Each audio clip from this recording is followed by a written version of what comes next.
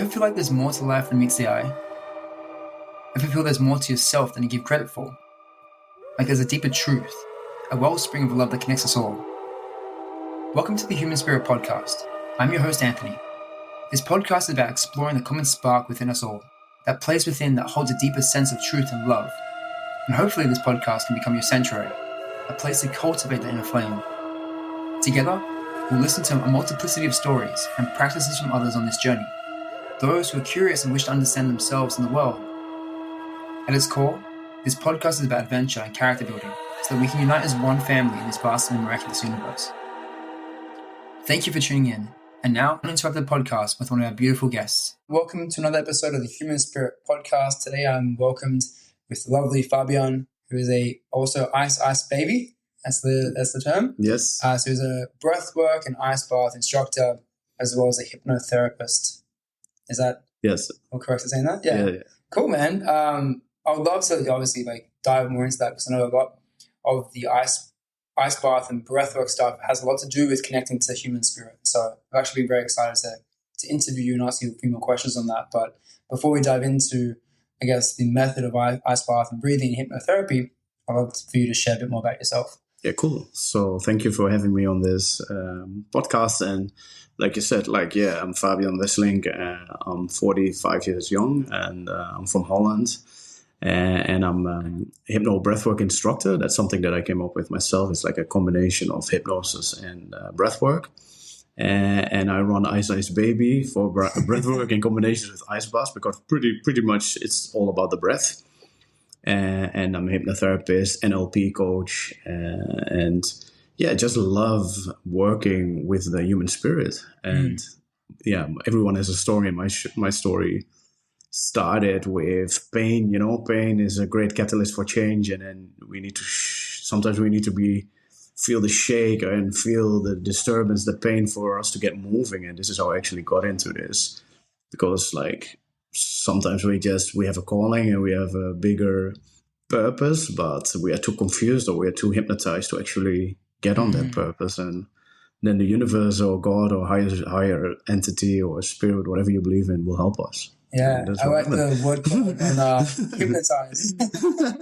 Yeah, exactly. So, how did you come out of your own trance? Yeah, so the pain shook me out of that trance, and like I said, people pain is a great catalyst for change and to move. And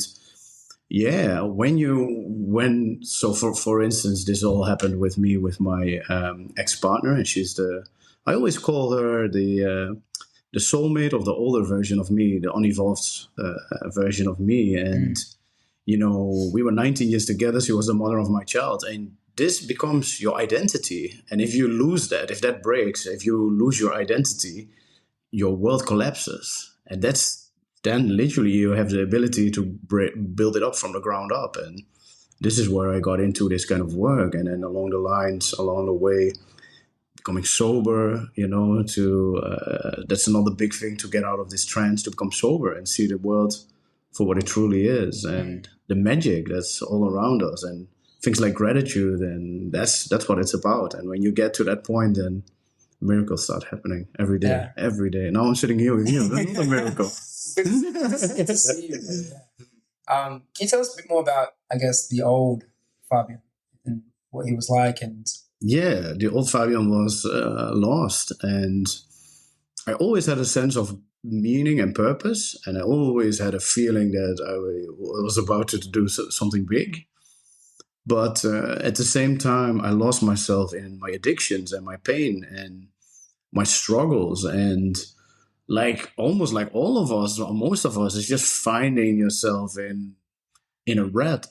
Like literally, I was only working, and then I was just working till the weekend came, and then I would go partying to escape, right? And it was just working, escaping in a weekend, working, escaping in a weekend. And I did not have any tools to sit with myself. Uncomfortable feelings, I would just smoke it away with marijuana or drink it away. That was my, coping mechanism.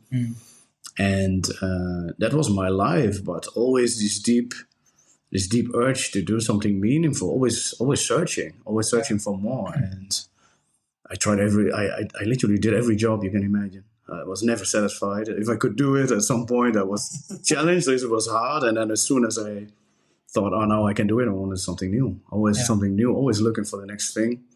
Always looking in the future, always looking outside of myself for solutions, always.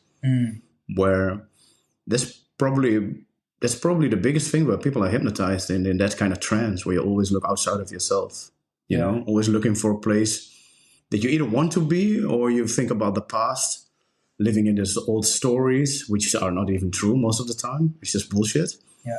Or somewhere, once I'm successful, once I have that partner, once I have this, then I will be happy. No, there's only the present moment. Only now. Yeah. Well said, man. And I can definitely relate to that as well. And sometimes I still feel like that on that journey too. It's a bit of like you can feel it kind of pulling you in back to that old self. Like it's something I realized was like that old self has to be integrated.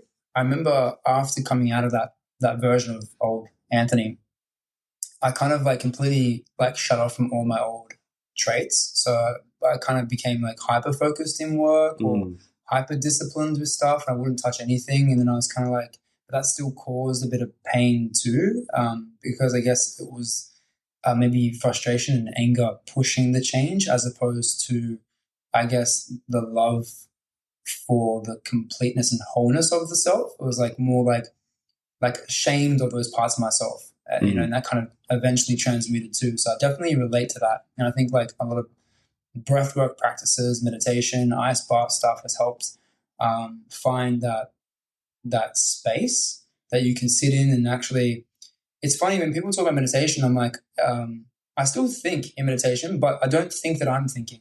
It's more like I'm noticing like the thoughts. You become the witness of the witness. You become the witness of the thoughts. So I'm like, I think there's also a bit of a misinterpretation of what meditation is sometimes. And people get confused, like, oh, I'm still having thoughts. I'm like, yeah, you are, but like they're not, you're detached from them in some sense. And then sometimes there is a stillness where there's no thoughts at all. And that's kind of like the goal or place you want to get to. But to get there, you kind of, you're slowly shifting through this like stages of consciousness and awareness. So how did you like, so you had, I guess, a lot of sense of pain that kind of changed you and transformed you. So when that pain hit, that callus hit, like, where did you turn to first? What was did you go straight to the breath work, or was it? No, my strategy, more drinking, more drugs, more looking outside of myself, looking outside of myself for love, looking for women, you know. I thought, oh, I'm hurt. And what you just said was really cool. I really relate to that. It's like, you know, when you go to extremes, I did the same thing. At some point, I went so disciplined, so extreme. At some point, I thought I'm turning into a monk. I don't want to talk with anyone anymore. I only want to do good. But I think it's also the ego. The ego don't want you to change. So it's like it's more or less like it's pushing you to the extreme to just say, like, you know what, this is not what you want. This is not what you can do. But once you make peace with all these parts, and you think, you know what, we are humans, right? We are here with an experiment with, or experiencing life as a soul, but we are humans too, and that's fine. And we always go back to certain ways. Is when we start growing and evolving, and we're pushing towards that comfort zone. Yeah, sometimes it's so frightening, and then we take a step back, you know. But your question is like, how do you change? The pain made me to pushes you to a point where you said enough, no more, and that was my daughter was involved, and you know, the story was we traveled to Australia. Me and my ex-partner started living here. We met each other here, very typical, very love story. Met each other here, and then we always had the dream to go back. We came back, and it was not working, and I had to walk out of the door, out of the house, because it was such a struggle. But my daughter, she started crying. She was 5 back then. Daddy, please don't leave me. Daddy, don't leave me. And I could not do it, so I went back in quickly. I dropped on my knees and looked her straight in the eye and said, I will never leave you. No, I promise, I'll never leave you. But then obviously 2 weeks later, another episode with struggle and pain with the ex. And if you love someone truly, you need to let them go, right? That's true love, although it's very hard. But for my daughter, it's even worse. So I never forget her voice. Daddy, you promised. Daddy, come back, you promised. So that day I died. Literally, I died. Yeah. I was so lost, so pain. I had suicidal thoughts. I felt guilt, shame, anger. My dad and mom are still together. They say you make it work with one person. That's what you do, right? So that's also a little bit of hypnosis and trance, and you that becomes part of you. And then I did not have a support system, but then one day I remember I was like hungover on the sofa, went out again, and I had to take care of my little girl. And she was like, she wanted to bake cupcakes for me. So she pulled up all the cabinets and everything, started making cupcakes in her room. But she made a massive stain on the carpet. So in my alcohol trance, I just flipped and started screaming and yelling to her. And then I never forget how she looked at me. She was frightened. And she started crying, and I started crying. It was a mess. And there and then I made a decision. And everything starts with a decision. No more. This is it. No more. Now I have to clean up my act. Yeah. And then when you make that decision, a decision means cutting out all the other possibilities. That's the Latin word, literally. So no, this is it. So I'm going to change. And then they say when the student is ready, the master or the teacher will appear. Then I got help from my spiritual mentor. And he started helping me to get back on the path. And what he was doing was hypnosis, like metaphors, talking sense in me. And then with that, getting back into the gym, getting better motivation, introduced to people like Tony Robbins, listen to his books. And then you start going on this whole journey. And then when you walk on that path of your higher self, miracles will happen. Certain audiobooks come to you. You meet certain people. They start talking with you. You know how it works. Yeah. And then on YouTube playlist, all of a sudden there's hey, why is this coming to me? And you dive into it in a rabbit hole and think, man, this is epic. And then you start on a quest. Yeah. I love that stuff, man. Like, I don't know if you're familiar with Carl Jung. I tend to talk about him. I reference him a lot because I really want everyone listening to find this stuff, man. Because he talks about individuation, which is like this process of self-discovery, and it's like kind of that relationship you have with the higher self. And it's that, like, he actually coined the term synchronicities. And if people don't know what synchronicity is, it's just when obviously two things align together simultaneously, but you can't explain how they do, how it happens. It's just like in sync. Like you bump into the same person at the same time at the shop or something like that. It's like you're reading a book and then it's related to the work you're doing, or someone refers you to something. And like those weird things you're talking about, like they tend to happen more when you're on that journey.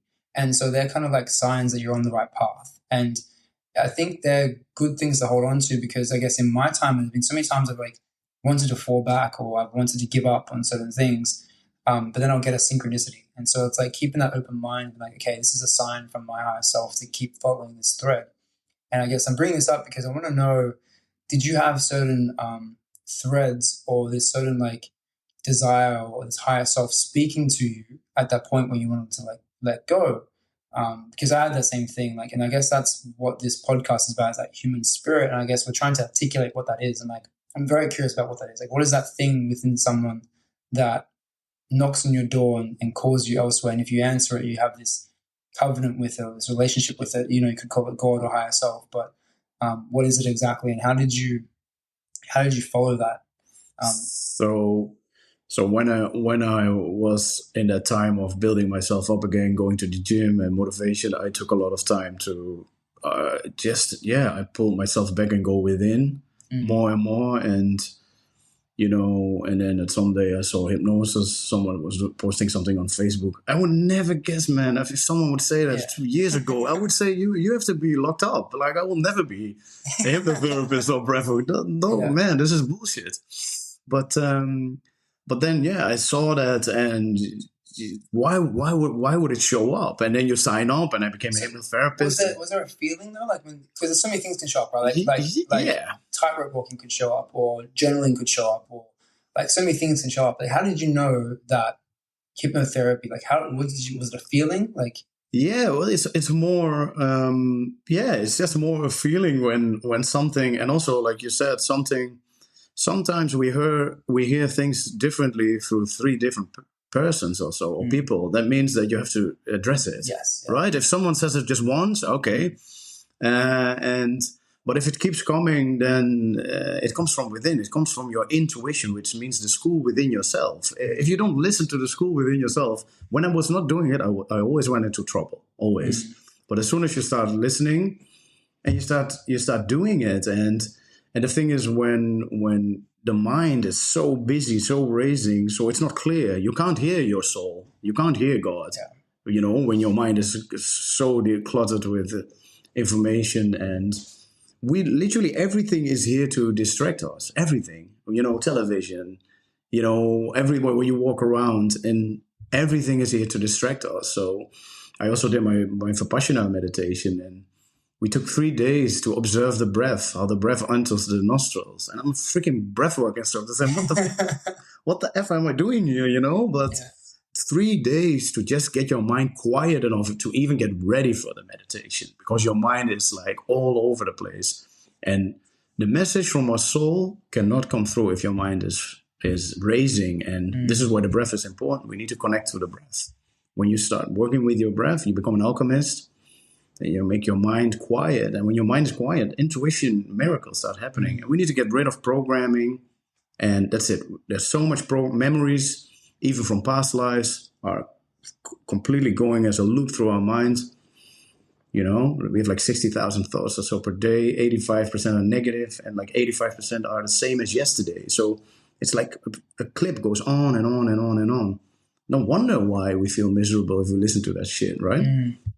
But if you get calm and you get into breathing and meditation and working with the mind, and it becomes quiet, and then you can start writing, and you can write a masterpiece. People make paintings. Look at how creative they can be when they get quiet, when they start breathing out of the mind, and you know, in creation. Yeah. So can you tell us a bit more about your breath work and your style of breath work? What makes it a bit different what you do? And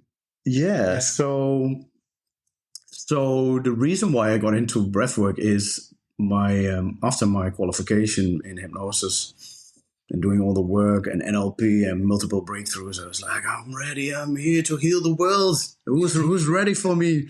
But it didn't work. And the more I forced things, like I had people that did the same course than me, fully booked, nothing worked for me, mate. Like I invested tons of time and figuring out how to do marketing, lots of money on ads, and people hire people, even hired people to do the sales conversions. Nothing happened. And, you know, it's not rejection, it's redirection. So one day my friend who I did the NLP course with, he said, Fabian, we do breathwork and ice baths every week in DY, and which is close to, and you should come. I said, mate, ice baths? Yeah, I love an adventure, but breathing?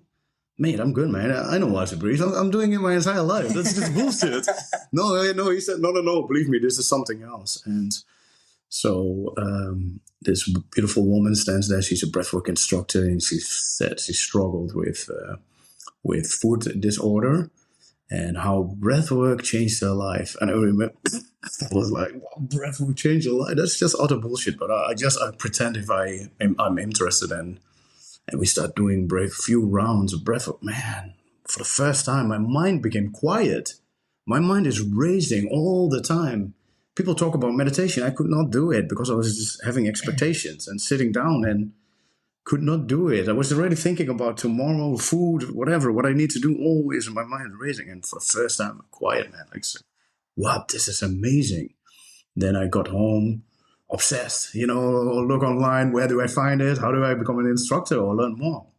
And I found a breathwork journey from someone, put my headphones on, like an hour into breathing, activation breathwork. That's the style that I love, although I teach all sorts of breathwork. And man, electricity run through my body, shaking, crying, screaming, so much pain that came out. Like just literally 1 hour. And I came out of it, man, this is it. This is it. I need to learn this stuff. So then I found someone in Australia here. He lives here in Manly as well, and he's Dutch. I don't know why, but it was just funny. And he taught us to do the breath work, and it was really cool, really good experience. And then naturally, I don't even know why, probably intuition. I just started to fuse it with hypnosis. I started using inductions that I would normally use in hypnotherapy before I do breathwork. And during the breathwork I would use certain hypnotic language patterns or NLP language, and people would have amazing results. And they would come to my ice baths, and I would say, like, from Western Sydney to do my ice bath. You can literally do ice baths everywhere. Why do you come to me? And say, yeah, your breathwork is so different, so unique. And since I've been teaching hypnotherapists to run this breathwork, yesterday I did with a woman. She's an NLP trainer and a hypnosis trainer. And she said, I've never, ever experienced something like this, never in my life. Wow. Wow. So it's really cool. Yeah, I'm really excited to try that myself, because in a couple of weeks' time, so that's going to be really fantastic as well. Because I've done a lot of different techniques too, and I'm very curious. Like, some things resonate with people and other things don't. You said Dutch. It's interesting because Wim Hof is also Dutch. And I don't know if it's maybe something in the genes. You guys have a bit there that the breath work activates, and maybe I'm a sauna guy, or I don't know. And the funny thing was, like, when I was younger, a young boy, we had a television show in Holland which was called Wet and Dat. And Wet and Dat means I bet I can. And it was all about people that had certain things they wanted to get into the Guinness Book of Records. And me and my family were watching that like weekly. It was a thing that we looked up. It was really cool. People would come from Guinness Book of Records and with stopwatch and write down and stuff. And there was this young Wim Hof, and he wanted to swim 50 meters under the ice. So they caught 2 holes in the ice. He was getting into his breath work. Is this on TV? Yeah, live national live television. He was doing his breath work, starting to swim under the ice. But what happened is his retainer froze, so he could not see, and he swam past the 15 meters. So he could not find a hole. And they had to literally pull him out under the ice, and he was fine. But that was my introduction with this guy. Little did I know that years later I would do the same kind of stuff that he would do, and that might be synchronicity. Why would that happen? There's actually an interesting thing. There's something I learned lately. Like, different civilizations and like ancient cultures all had a different piece of the puzzle. So they had, like, example, meditation, breath work, yoga, like martial arts. Like, there's all these different methods of actually cultivating human spirit or cultivating your relationship to something higher than yourself. And there were some people that would travel the world to learn all those sort of things, to become a bit more integrated with it more. And apparently the reason is because you can't obviously study everything. And so different, like, knowledge was dropped to different places around the world, and maybe the frequency or energy of that place had a certain story that they'd kind of gather around. And it's just been fascinating how different things pocket everywhere. But I think in today's society, what's really cool is that we're kind of now mixing this together and getting a bit more of a complete picture. Like, everyone's doing a bit of breath work and sauna and yoga and this thing. So it's becoming a bit more like holistic practices. So I don't know how that's going to change the world, but I'm very excited to see what kind of happens with it. So yeah, and obviously it's all it's in our DNA, as you know, like all this stuff, actually even the movements, right? Even the Wim Hof breath work, right? That was innate. Like, he just went to the ice and then just noticed what kind of natural breath patterns he was taking, and then started developing a technique around it. So it is something that is born within us, and it's in our code, and we just have to find ways of tapping into that, which is really, really cool. What I love about all this work is, like, being on the pioneer side of it and playing with that sort of stuff. Yeah. So what I really love, I fully agree. And what I really like about the ice bath in combination with breath work, also, obviously you don't have to do that, but why is it so good? And if you know Wim Hof's story, his partner chose to end her life and left him with 3 kids or so. So one day he had this calling in Holland to just go to the pond or so, and he cracked open the ice and he dropped himself into that ice. And for the first time ever, he felt peace and serenity. And I've been thinking about, like, how and why, but since I've been doing the breathwork and ice bath, I fully understand now why. Because what will happen is, if you step into an ice bath, you're activating your nervous system, right? Your sympathetic nervous system, and you go into fight and flight. So what will happen is that you're breathing. So this always is show. So the only thing that you need to do is you calm yourself. So you have to focus on your breath, right? The only thing you need to do is focus on your breath. Calm yourself down by your breath. And once you are with your breath, would you agree it's impossible to breathe in the past, is it not? Mm.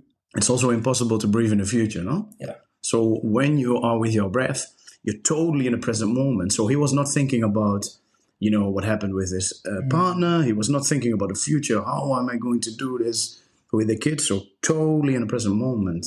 And then you have peace and serenity. And that's the thing. The fastest way to coming home, this is how I say it. People are not home. This is when you're not home, you're disturbed. You're not home with God. So you're not home with your higher self. You're not home with your heart. If you're not home, you're disturbed. The fastest way to come back home is by going to your breath. Yeah. That's it. And all the other stuff is freaking amazing too. I'm not saying anything bad about it. All that stuff helps. You need to get into the body by doing movement, change your physiology, change your state. Yeah. But, in essence, the breath is the fastest way. It's the remote control of our nervous system. Breath is involved in all those things. Like, your movement changes your breath, which changes your thought patterns, which changes, so it's all of it actually comes back to breath. And even the word inspiration and is about the breath. Right? In spirit. And in spirit, yeah. And so the spirit is breath, and that it translates to breath as well. So if you're looking for spirituality, it actually is breath work. I think that's the root of it all. And everything kind of branches out of that, as a bit more dynamic sort of field. And then you can explore different things in different ways. But all these things matter. Even when you're running, like, how can you improve your breath while running? Martial arts, even weightlifting, you're breathing in certain patterns and time. So a lot of it comes back to the breath, even though it's shaped in different modalities too, which I love about it, man. Like, it's such a really cool thing. But also, we're also entering the age of Aquarius. If you know, I'm kind of into the I am an Aquarius. So. Oh, there you go. That's an air element as well. So I'm just curious, like, okay, maybe each couple of thousand years, we shift into a different element that becomes the theme and narrative of our time. That's interesting. And so I think, like, before was earth, and so it was about maybe grounding and nutrition and all this sort of stuff. And now we're exploring air as a society. And so I don't know, it's a bit of an idea that I have.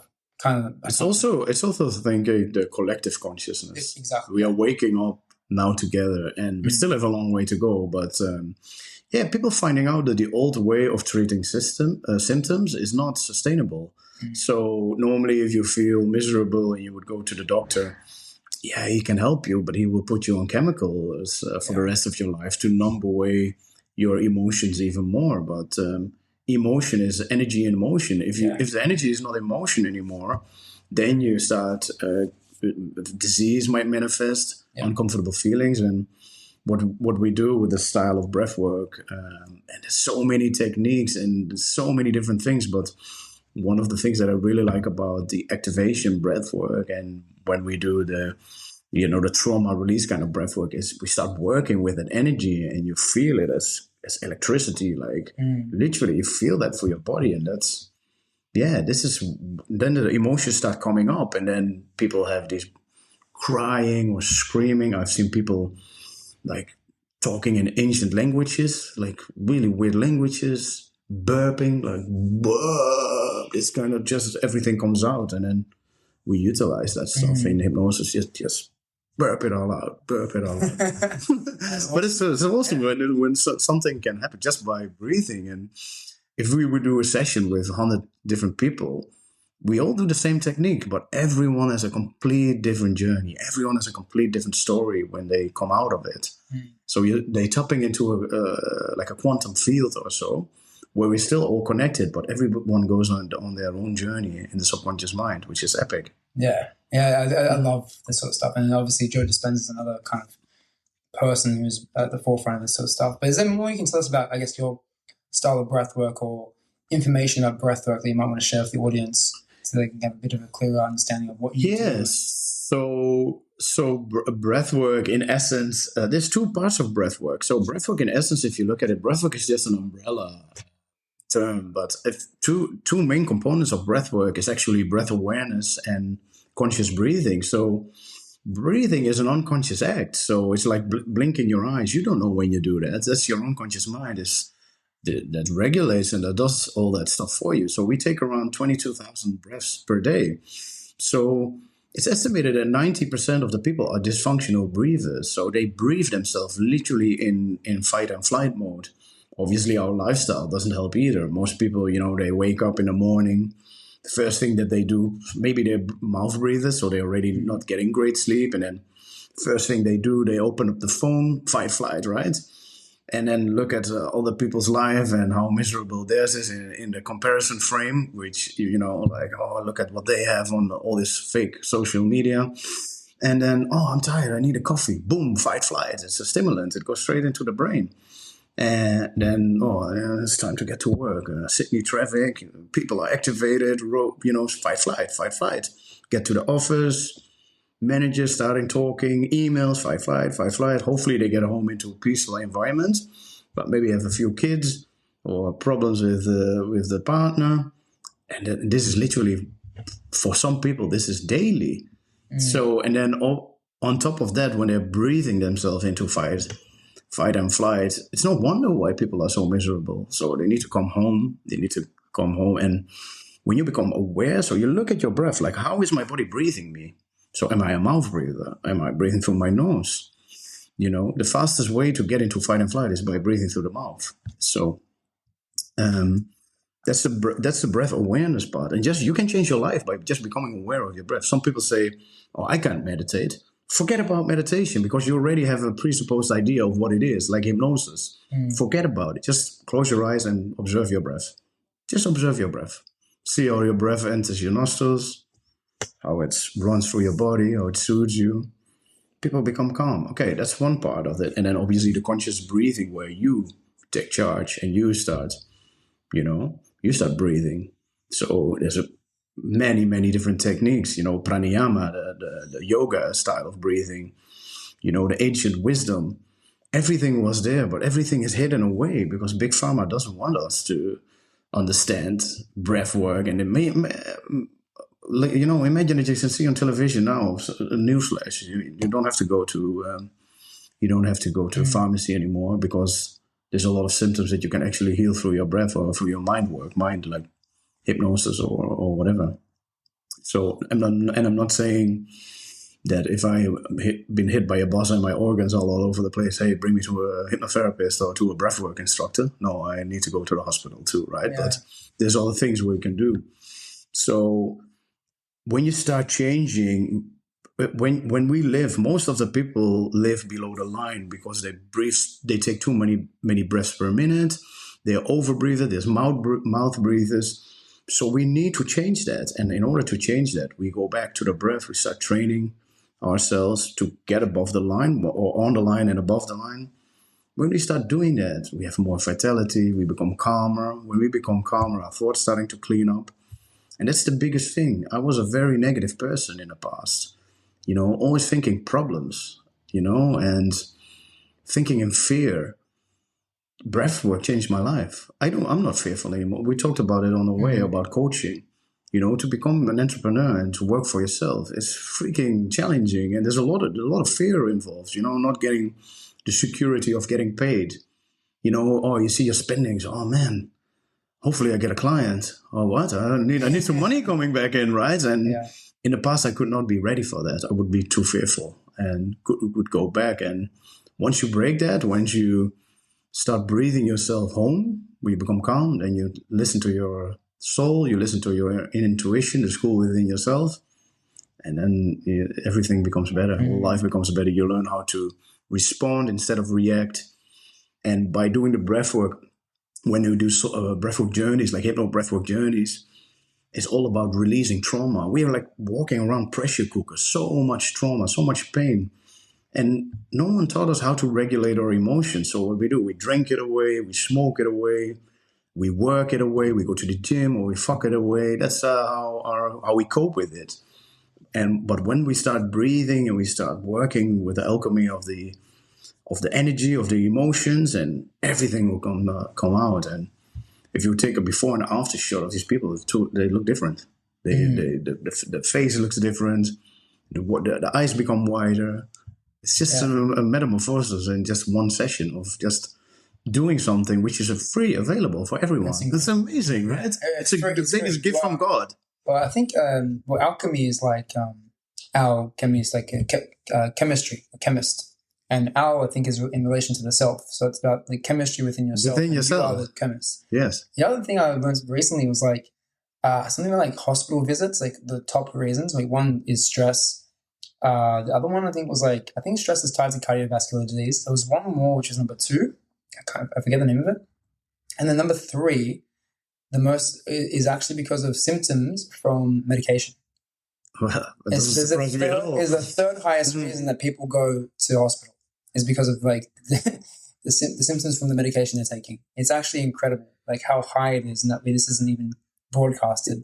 Another thing I learned as well was really cool about the Japanese culture and philosophy is that they do this thing where they get onto the radio at maybe, I don't know, a certain time, 6:30, let's say 6:30 in the morning, where the entire town does the same thing together. And so like they're doing a sort of movement practice together.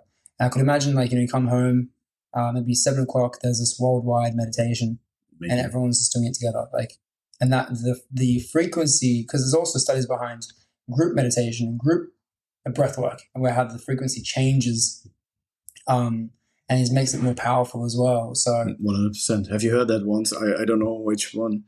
There was research. What they did was they do group meditation, and then in that part of the world where they did it or so, the crime and everything. So meditate together and the crime rates drop down. There's so much study on it. It's just we're not actually told. So you have to you have to pioneer. You have to keep researching and searching for these things to validate these kind of thoughts. And you mentioned past lives as well. That's also proven now too. That's like not even like a theory. It's actually they've proven that people can remember past lives. They have scars on their body and they could tell the story behind it. Do you know that book, Reality Unveiled?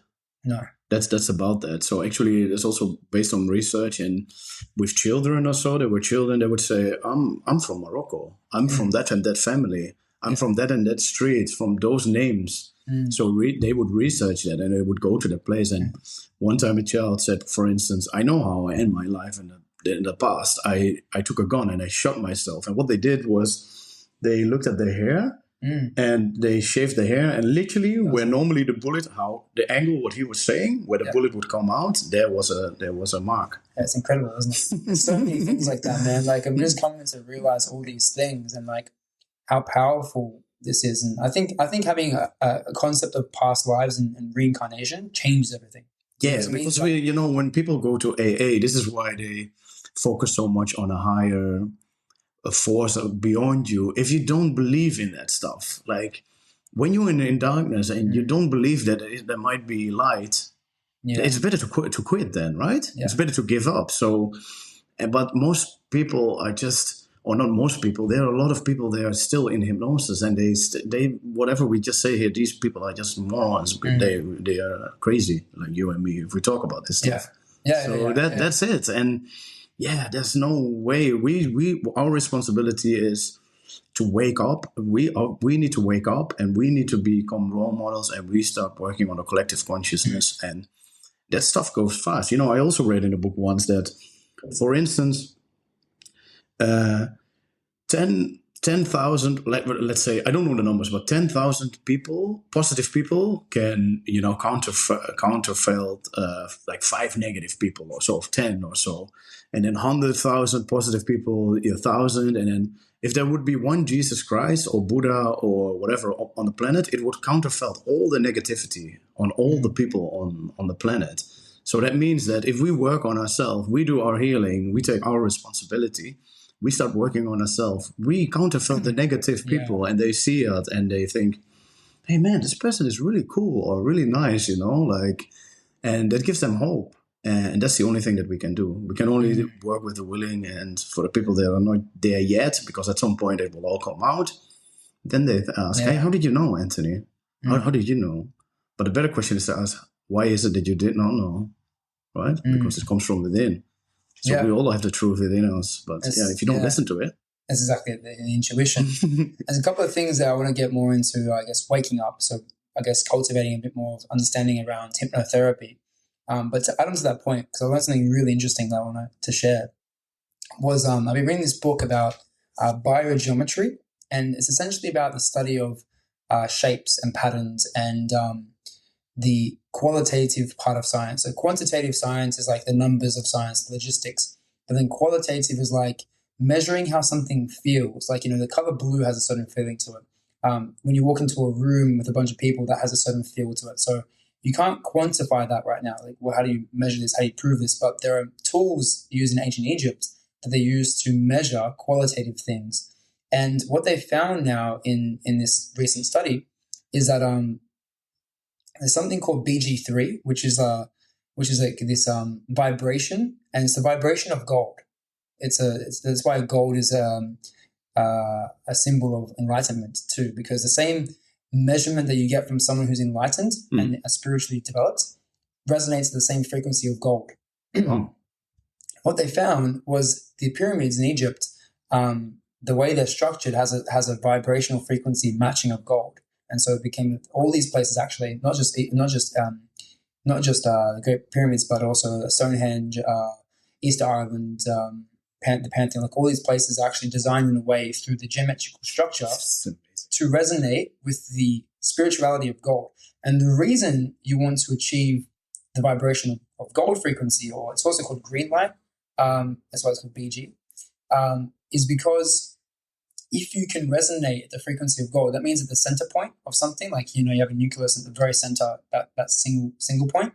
If you can resonate in harmony with that, it changes the structure of everything around it too, and actually imbues it with the gold energy, with that spiritual energy. So, like, as you said, when someone's enlightened and comes down to something like the body of Christ, it actually changes the people around you. So your ability to develop yourself in a spiritual way and to cultivate that gold within you, the alchemy, right? The alchemist.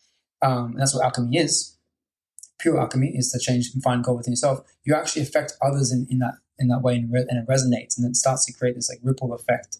And it's insane, man. It's really the book's incredible. Oh, I love that, man. I've never heard of that, but it's incredible. So cool. You should definitely send it to me. I've got 50 pages left. So that's amazing.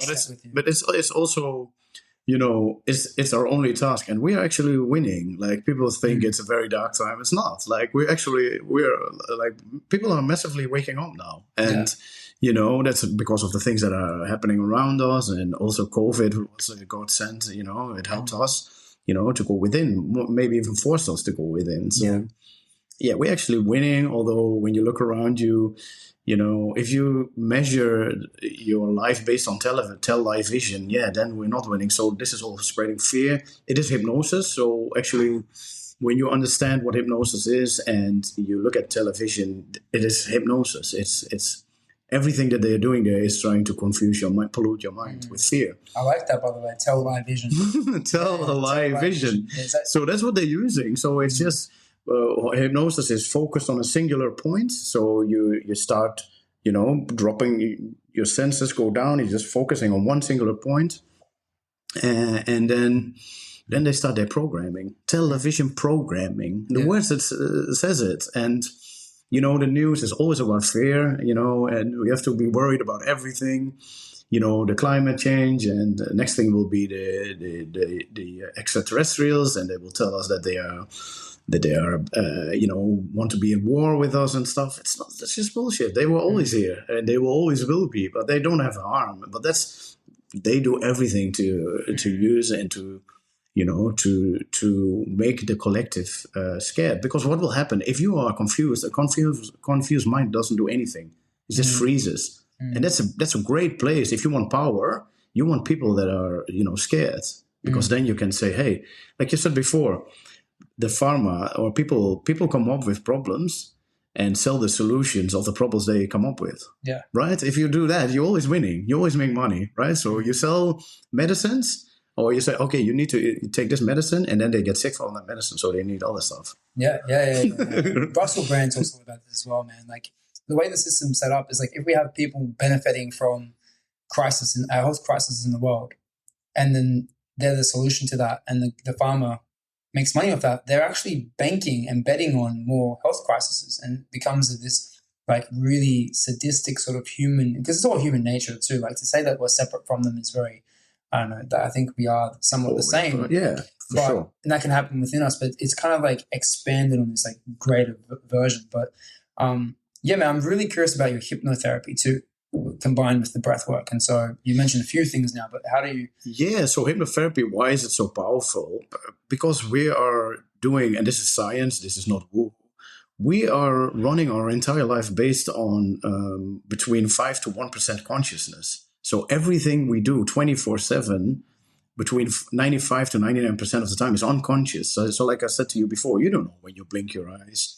You don't know when you take a breath. And all the organs and stuff is regulated by your unconscious mind. And what happens is that when our programming starts when we are in our mom's belly, they even go further. They say that the trauma goes from our mom's body, which is the unconscious mind, to us in a baby. So we're already taking over ancestral or generational trauma. So in the first 0 to 8 years old, our conscious mind is not developed yet. Our ego mind is not developed yet. So that means that we are in a constant state of hypnosis. So everything in that time, whatever happened with mom, dad, and even the arguments when we are in the belly, everything goes straight into our subconscious mind and becomes a program. And then around 8 years old, the critical faculty, the conscious mind, is developed. And you can see that with kids. All of a sudden, they start asking these questions like, hey, Dad, why is this? Hey, Dad, why is that? They become more analytical.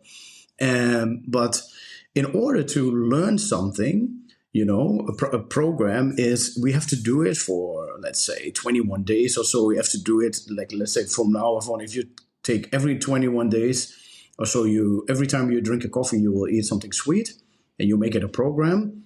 After around 3 weeks or so, 21 days or so, it becomes a program, and it goes into your subconscious mind. It's like driving a car. When you first need to drive, you have to learn it consciously until you get comfortable. Then it sinks into your unconscious mind. It becomes a program and stays with you forever. I'm taught to drive a manual car, right? So now I'm driving automatic here in Australia. If I am 85 years old and I haven't driven a manual car, I get into a manual car, and still the program is still in my unconscious mind. Maybe it takes a little bit of adjustment, but at some point I will do driving. So that means that all these programs that you accumulated in the first 8 years are there. They are there. And to change that consciously by talking about it is not effective. You need to be in the unconscious mind. And this is where hypnosis plays a significant part, and breathwork as well, certain breathwork techniques to tap in the unconscious mind. So what we do, we distract the conscious mind, the ego mind, and we start using certain language patterns, and we start using certain techniques.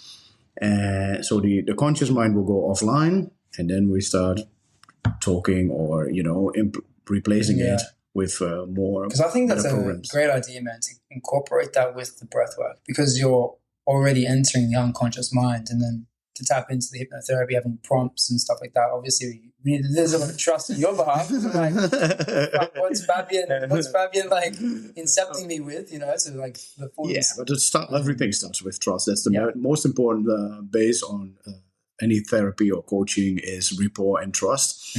And obviously, that's also the biggest pitfall of hypnosis. A lot of people think it's mind control, and they have this fear because they see people walking around like chickens on stage hypnosis, which is real, but only for certain people. So they test them before on the suggestibility and stuff. But also, television also uses that and spreads fear around hypnosis because, imagine if you can use it to become... to heal yourself fast. That's no money to make. So they rather sell pills and potions. But hypnotherapy is so incredibly powerful and so fast. Where, I've helped people that were smoking for 40 years, 40 cigarettes a day. The woman would go out in the middle of the night to smoke, and I did one session with her, and they never picked up a smoke again. So it's incredible. Obviously, they need to want to do that for themselves. Some people say maybe it's placebo. Yes. If it works, it works. Yeah. Well, placebo is a form of hypnosis, and actually a validator of hypnosis, because if you take a pill, there's a 1 in 3 chance that even if it's a placebo or sugar pill, that the expected outcome will happen. Yes. So you are literally by yourself. You as the person taking the pill, you're actually causing and participating in hypnosis on yourself. Yeah. And shows you the power of yourself anyway, which is incredible that we can do that. And every hypnosis is actually self-hypnosis, because I can never do something to you that you don't accept. Yes. And also the doctor, the person with the white coat, is also hypnosis. If he tells you that you're going to die and you believe that, if you believe what he says, and people think they go to the hospital, they take on every word that the doctor says. Yeah, that's the worst thing that we can do. Exactly. But they are doing hypnosis, you believe it. And people, they did research too. I think it's part of that book too, where someone was completely healthy. The doctor said, you're going to die. And you have 3 weeks left. And he died. That's a power of the mind. It's a power of the mind, which is really interesting. I'm guessing you've heard of Bruce Lipton as well. Yeah. So that's like epigenetics. So, which is a brand new study that's come out. Well, not brand new, but it's been around for a little while. This is not as common. And it's about epi, meaning above or before. So before your genetics. And so it's pretty much talking about, he talks about stem cells and how he did research on stem cells, and he could actually change the outcome of what the stem cell would become, right? Because that's the whole point of a stem cell. And he had different environments. And so he proved that the environment changes the genetic code. So you have the genes for everything, the gene for cancer, the gene for this thing. And it's the environment that then unlocks that gene and turns it on, for lack of a better word, to keep it quite simple. And so it's incredible now that we're kind of finally shifting this way, but we're still uncertain. Like I talk to so many people being in coaching, like so many people like, oh, I can't do this, can't do that, can't. I hear the word like, can't. Yeah, I know, but this is the problem. They want to take people on a journey, but they are breathing themselves constantly in fight and flight, and they have doubts themselves. Yeah. That's a big thing, and that's my program when it comes to hypno-breathwork is about. You have to save yourself first. You have to work on yourself. We do breathwork on ourselves because then you feel congruent with what you do. How can you be a hypnotherapist who wants to help people to lose weight when you are massively overweight? That means that either the product is not working or you're just a charlatan.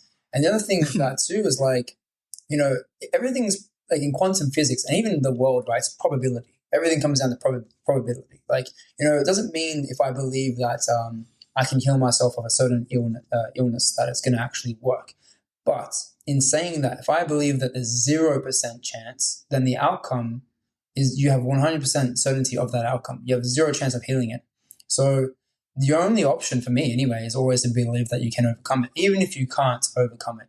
Yeah. It doesn't matter. At least that's the only way you're going to have 1%, 2% chance of actually overcoming that thing. So it starts with yourself, starts with your belief system. Like, and you're going to that means you have to be okay with being wrong and being okay with the consequences of that too. But I'd much rather face the consequences of being wrong than be right about something that I do not want to happen. Exactly right. And that's the thing. And when a doctor gives us a hypnotic suggestion to you and says, you have to reject that. You have to do that. And that's very opposite thinking. But, also really cool thing about hypnosis, one of my mentors, he wrote a book. He's a really awesome dude. And a woman came to him and said, look, I've been diagnosed with stage 4 cancer and I have only, the doctor gives me a few weeks, but my daughter is going to get married and I want to be there for the wedding. So the first question that he asked, and it's an outrageous question, but really good. He said, okay, when did you choose to have cancer? This is what he asked. So the woman says, hey, what is that for a disgusting question? So, and then he said in his book, I hypnotized her. And when she came out of trance, she says, hey, Freddie's his name. Hey, I know. I've been thinking about your question. Now I know.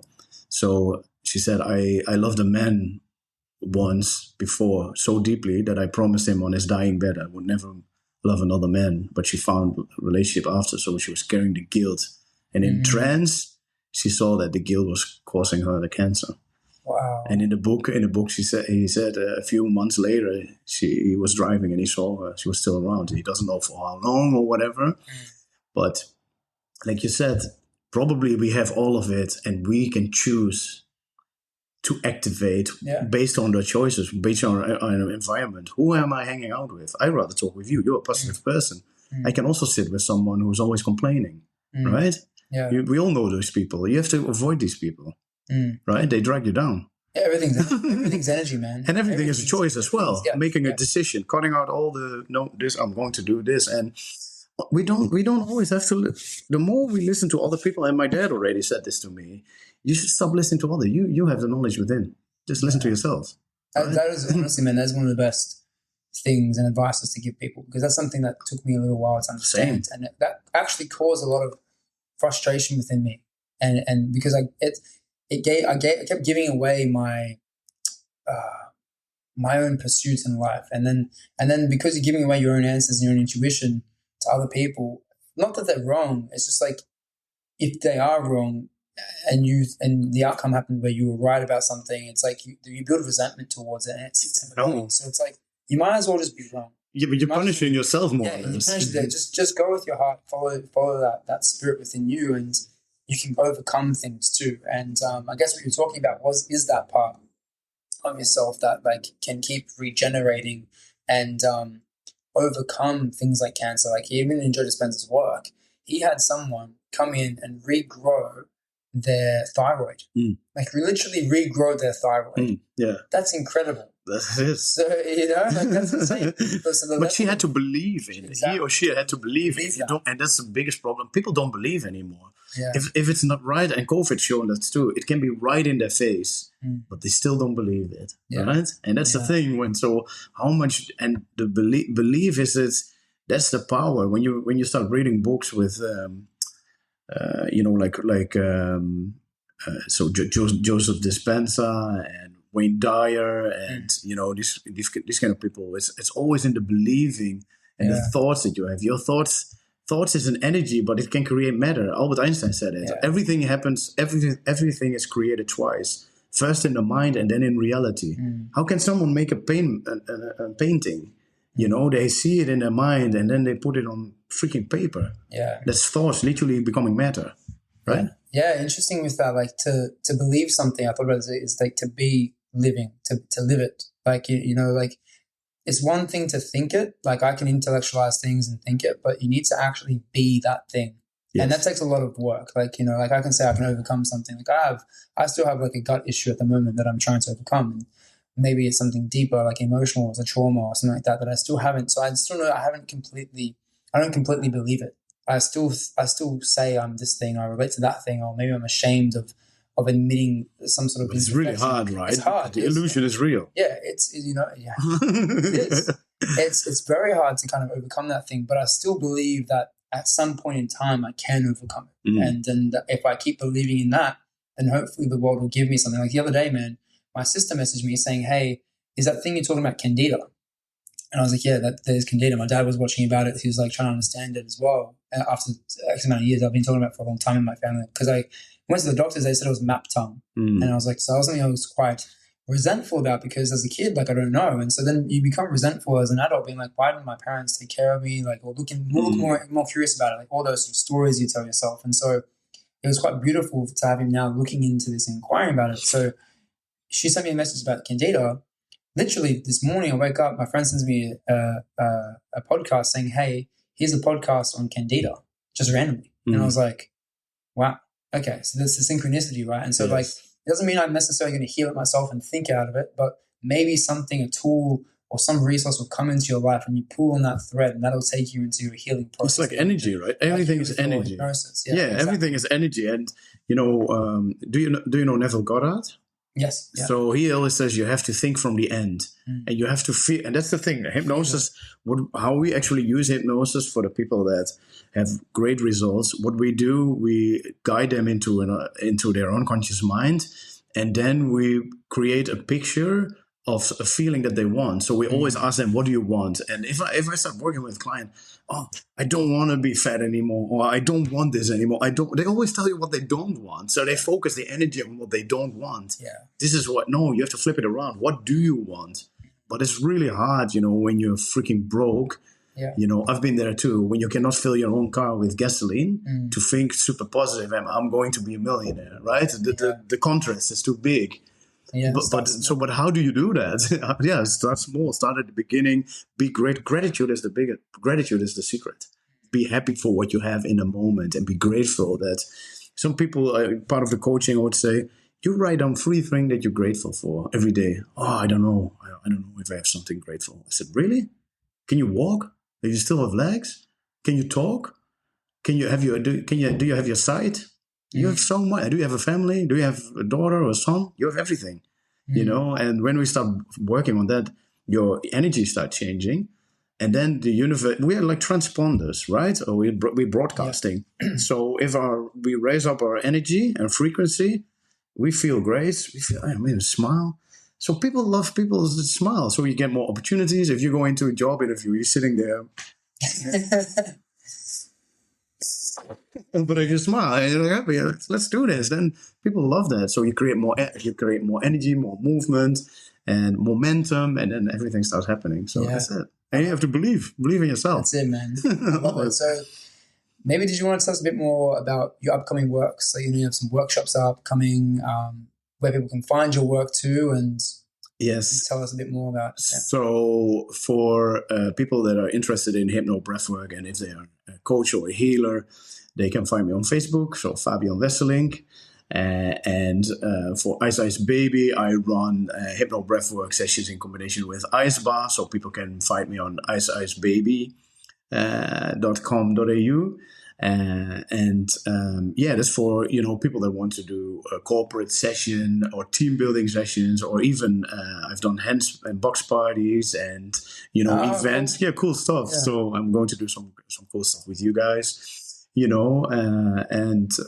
For my sessions on Instagram, I'm on Ice Baby. This is where I post my workshops, and I'll be running one in April. I think 24th of April will be in Turramurra in a yoga studio, really cool studio. I don't know if there's tickets left because it goes fast. The word spreads fast. When you do cool stuff. That's quite a bit in this area, man. Yeah, so that will be hypno-breathwork and ice baths combination. So and I just keep moving, keep helping, keep working on myself, showing up as a better person, and keep spreading the news, keep helping people to wake up. And do you have one message that you like to give out to the audience? Yeah, switch off your tell-lie vision and start living, and connect with your heart, and be grateful for what you have, and help a brother or a sister when you have the ability. And that can be very small. You don't have to start small. Buy a coffee for someone, or buy, throw in some money in a parking meter or so. We all know. Or just reach out to a random person that maybe you had an argument with. Forgive them, and if you can't do it on the phone, forgive them in your mind, and just keep working on yourself, and try to avoid things that taking you away from your higher self, which probably like things like alcohol. Ask yourself every time, is this going to bring me closer to my higher self, or is this going to take me away? And then once you start doing, miracles will start happening. True love will come in your life, and things like you never expected. It's like a miracle. Life is a miracle, but you can choose to what I truly believe is, when it comes to hell and heaven, it's not a place, it's a destination. You can choose to live in hell today, or you can choose to live in heaven. It's up to you. Yeah, I believe that too, man. I have that same sort of philosophy. Awesome, brother. That was awesome, man. I'm really keen to get this out there and share it with the world. Let's do it. On, man. All right, let's do it, man. Awesome. Hey, everyone. Thanks for listening to today's episode and for tuning into my podcast. From the bottom of my heart, your support truly means the world to me. If you enjoyed today's episode, if it sparked a new idea, connected you to the world, or simply gave you a greater sense of happiness, I have a small favor to ask. It would absolutely make my day if you could share this podcast with someone you care about, whether it's a friend, a family member, or a colleague. Simply send them a quick text with a link to the episode. Introducing them into something that you enjoyed would really, really help me and help the show out. So once again, thank you for your continued support and for being part of this journey with me. Until next time, take care and keep spreading those good vibes. And I'll see you in the next episode.